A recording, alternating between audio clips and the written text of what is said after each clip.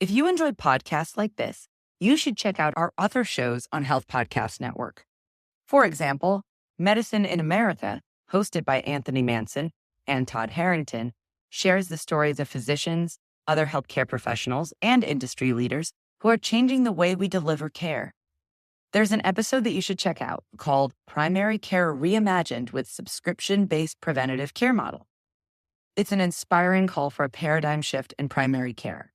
All of their episodes highlight innovative ideas at the forefront of the movement to transform our healthcare system.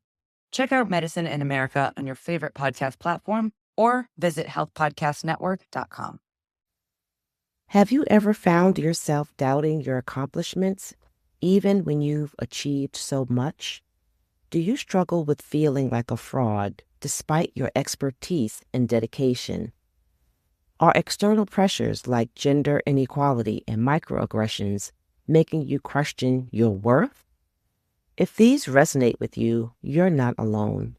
Schedule your Lead with Confidence discovery call, where we'll provide you with 3 powerful ways to boost your confidence and step into the leader you truly are. Book your call today and start your journey to confidence and leadership excellence at www.schedulewithdrlisa.com. That's www.schedulewithdrlisa.com. Hey there, leading ladies. Welcome to the Women Physicians Lead podcast. I'm your host, Dr. Lisa Herbert, a 2-time best-selling author, speaker, family physician, and executive leadership coach with over 20 years experience of providing primary care and serving as a healthcare leader. If you are a woman physician ready to make a change in your career and have a seat at the leadership table, then you are in the right place. I'm excited to provide you with the crucial skills you need to be a successful leader and strategies to deal with workplace challenges. So put on your headphones and listen as we explore the new world of building women physician leaders.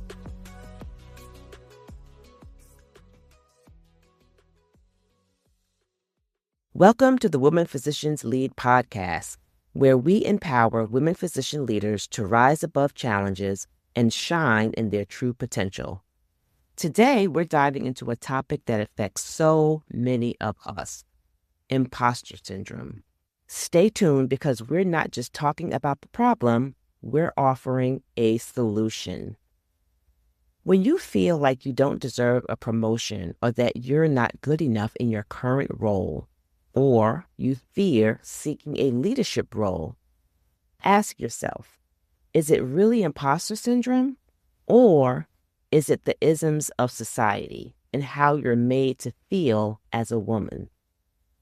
Women have traits that make them great leaders. We have effective communication skills. We're great at building relationships. We often lead with a collaborative style, and we have the ability to inspire and motivate. However, limiting beliefs tend to take over our ability to go after what we want. When opportunities in leadership become available and accessible, we need to show up and also be allowed to be the best version of ourselves.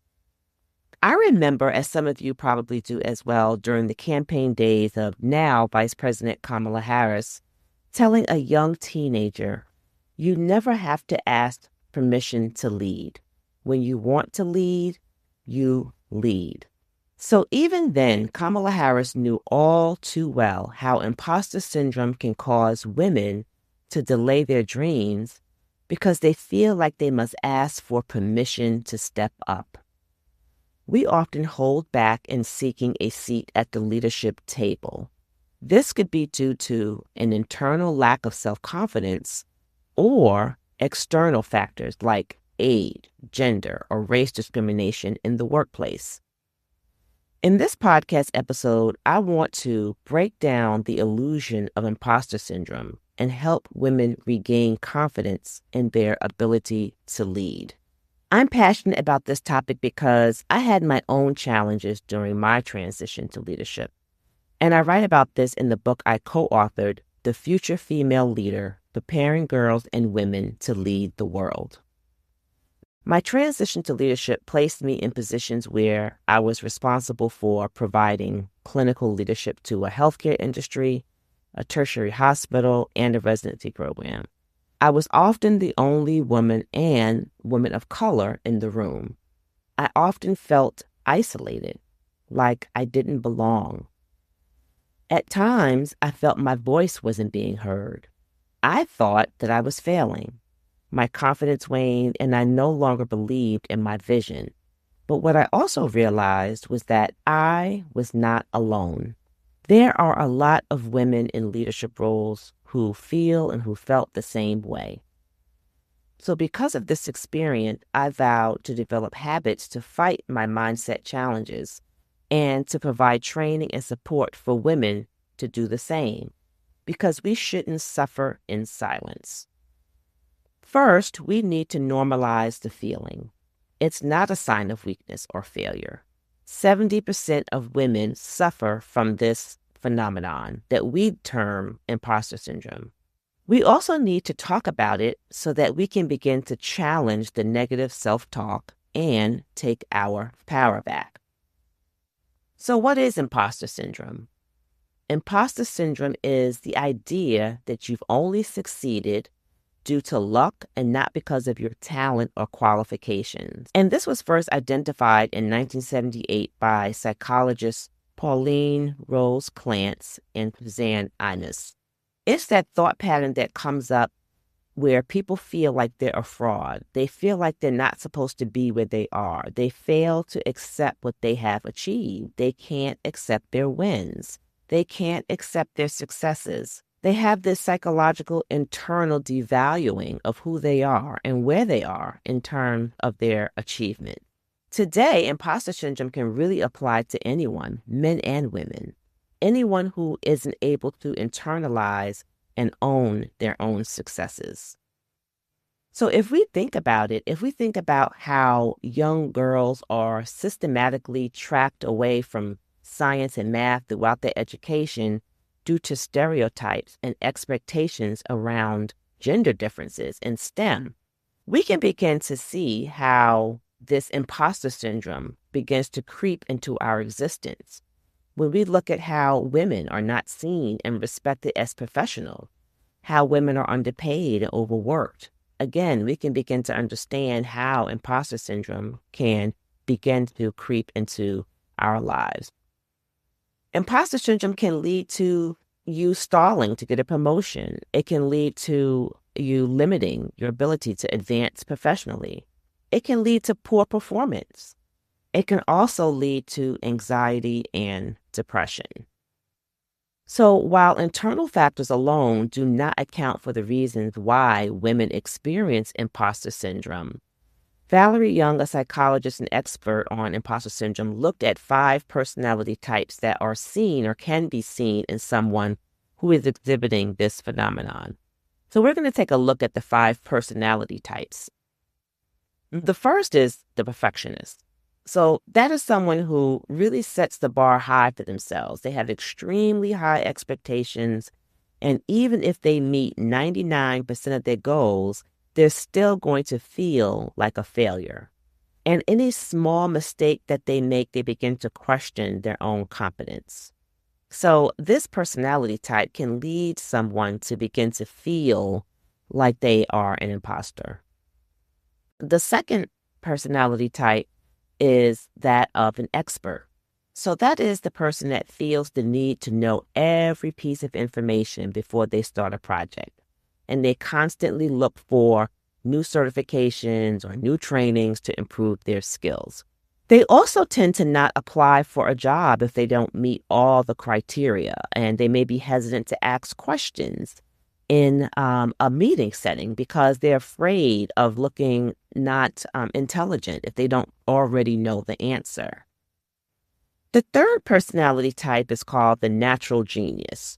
So the natural genius typically doesn't really have to struggle or work hard to accomplish anything. But when they're faced with that, when they're faced with having to work a little harder, then they begin to think that they're not good enough. So the natural genius is used to getting straight A's. They're used to, again, not working hard. They are used to things coming easily to them. But when they have to put in a little effort, their brain starts to tell them that's proof that they're an imposter.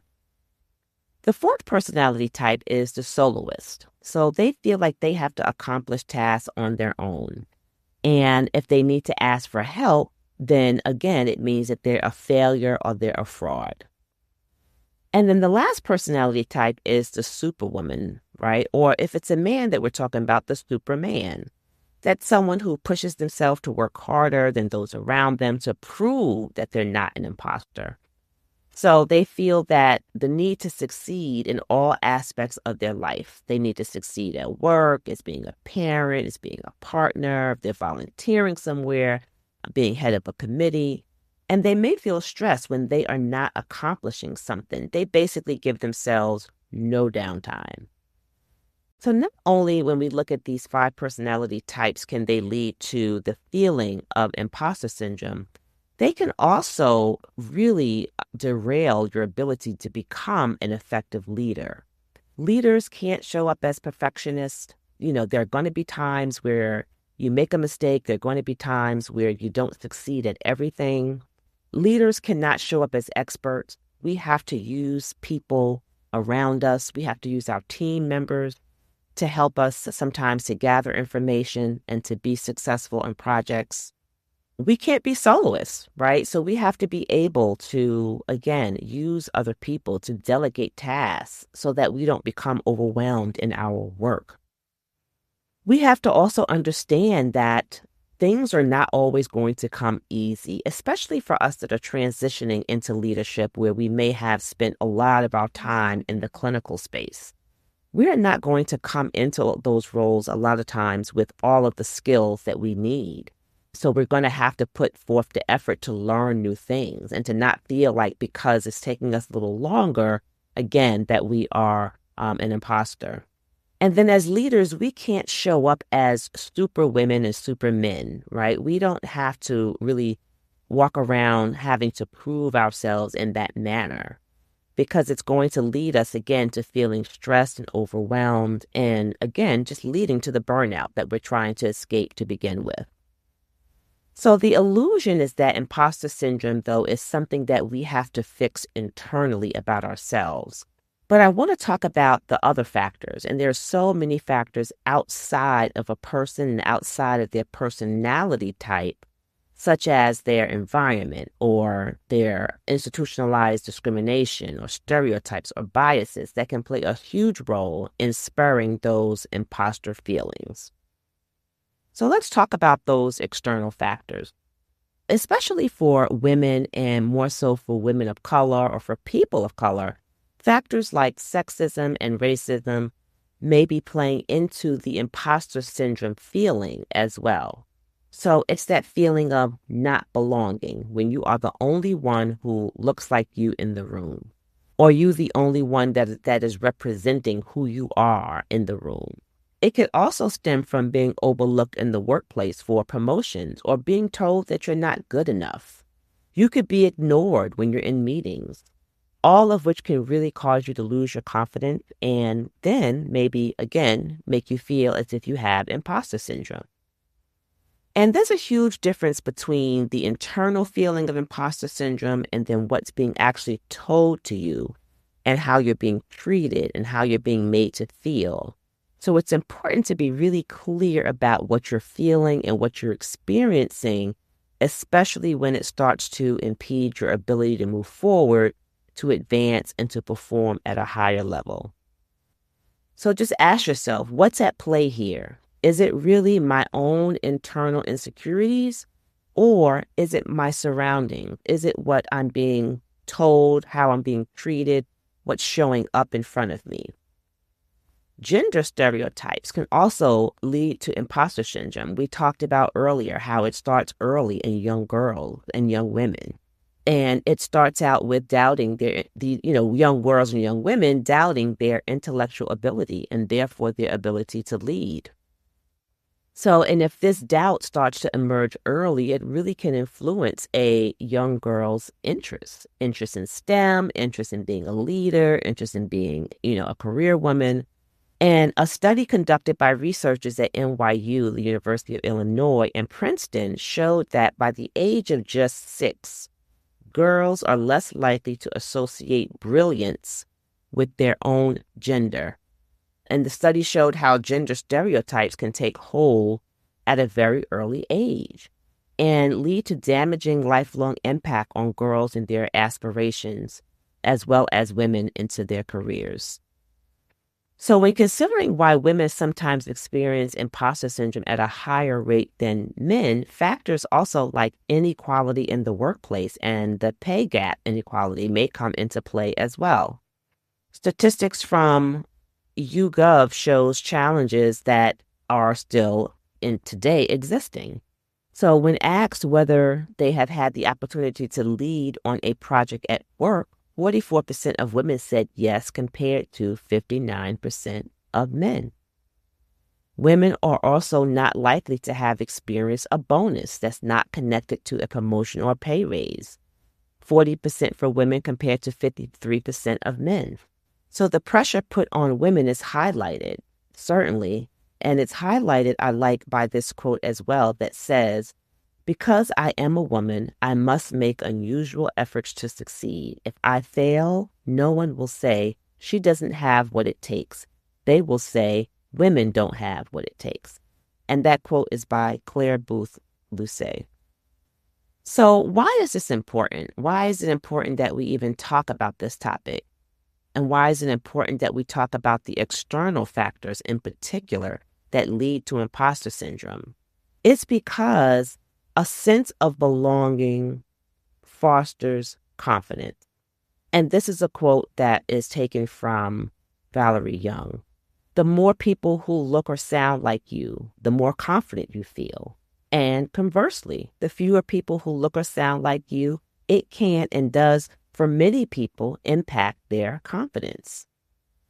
So when we look at imposter syndrome, let's begin to think about what the signs are. How does that show up? What does that look like? We can begin to see these signs again in young girls, and it may start to look or show like not willing to try something new, unwilling to take risk, starting to overthink things, always wanting to be perfect and please others, holding back when speaking up in the classroom.